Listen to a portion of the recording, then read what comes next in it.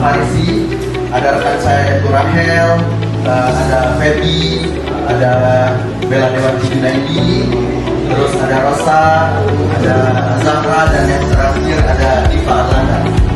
Membahas bagaimana lembaga-lembaga kelautan bekerja secara struktur untuk mengatur, memanfaatkan, dan menjaga laut, serta ada pun lembaga nasional seperti KKP, DKP, Bangkamla, TNI AL, dan Polairut berperan sebagai pengawasan dan pengelolaan. Sementara lembaga internasional seperti IMO, FAO, dan ISA menetapkan standar global, di mana isu utama yang muncul adalah tumpang tindih kewenangan dan lemahnya koordinasi antar instansi.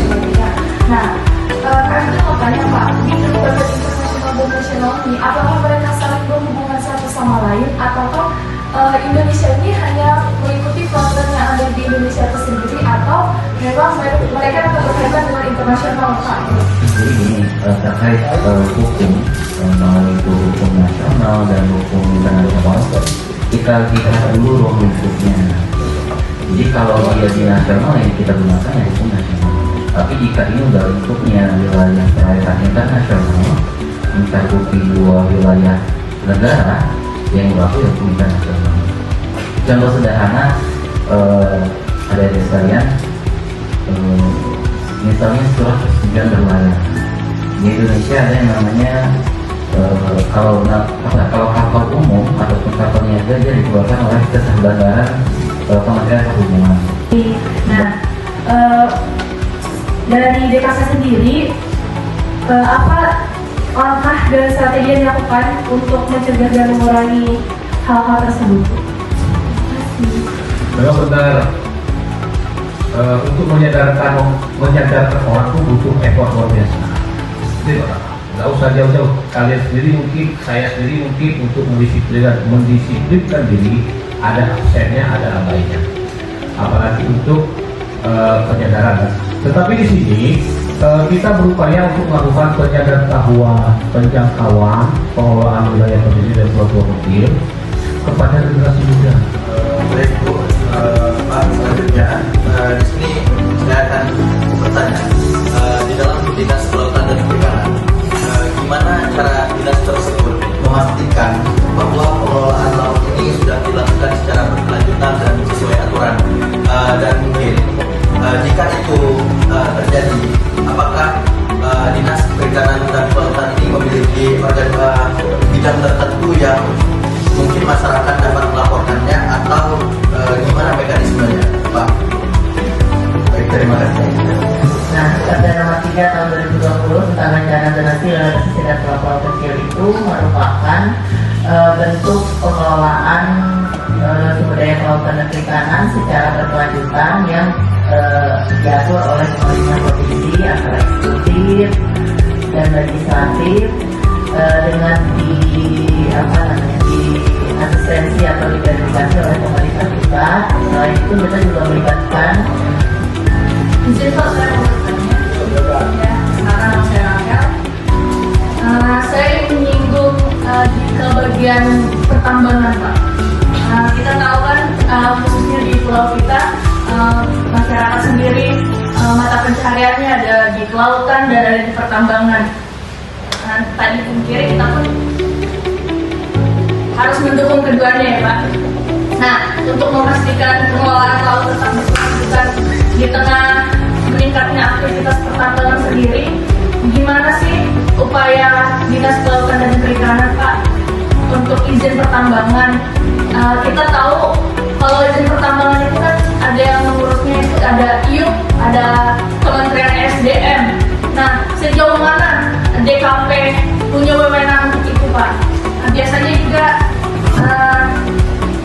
saya tahu DKP bisa memberikan amanah atau rekomendasi untuk pertimbangan teknis, bukan untuk izin itu.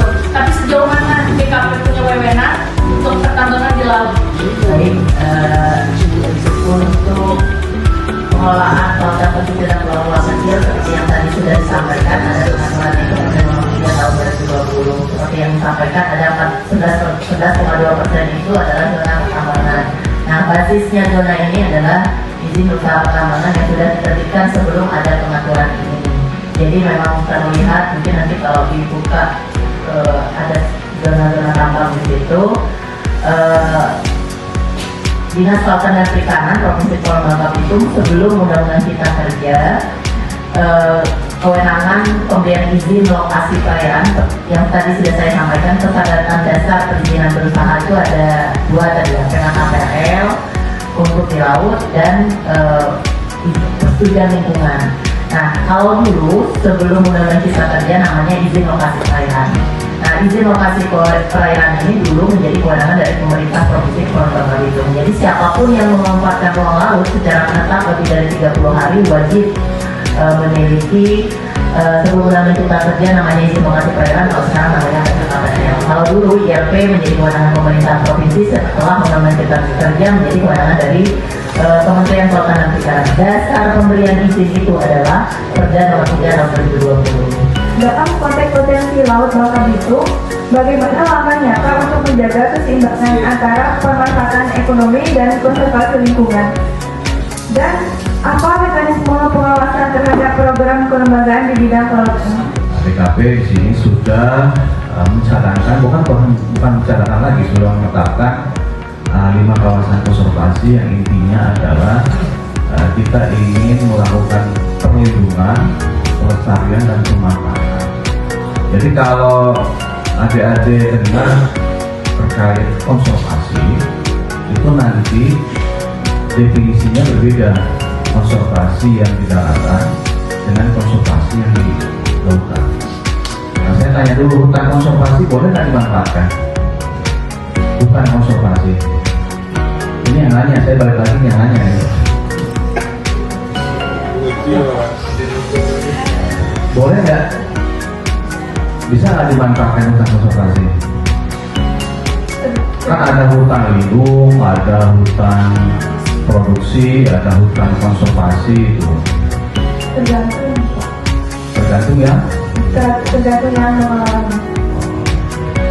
Jadi hutan konservasi ini tingkatannya adalah lebih tinggi daripada hutan lindung. Jadi dia tidak boleh diapa-apakan. Gitu. Berbeda halnya dengan kawasan konservasi yang ada di laut, justru harus dimanfaatkan. Jadi bukan hanya sekedar dilindungi dan dilestarikan, tetapi harus dimanfaatkan. Kawasan konservasi itu dibilang istilahnya apa? Sukses apabila dia bisa memanfaatkan kawasan konservasi itu untuk tingkat kemakmuran masyarakat di sekitarnya. Jadi baik nelayannya, pembudidaya, terus kelompok pariwisata, kelompok ngolah, dia harus memanfaatkan itu, tetapi dengan berkelanjutan. Jadi selain kita melindungi target yang sudah kita tetapkan, kita harus melestarikan dan juga harus memanfaatkan kawasan konservasi itu untuk sebanyak-banyaknya untuk kemakmuran si masyarakat di sekitar kawasan konservasi.